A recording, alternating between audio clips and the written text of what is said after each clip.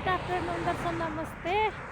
यो टिकटकको ट्रेन्डमा चाहिँ एउटा अमेजिङ थिङ निस्केको रहेछ। म हजुरहरूलाई जानकारी हुनेहरूलाई त जानकारी छँदैछ, जानकारी नहुनेहरूको लागि जानकारी। यो मेरो जानकारी चाहिँ हजुरहरूले पनि युज गर्नुभयो भने हजुरहरूको भिडियो यस्तो अमेजिङ ग्रेट हुन्छ।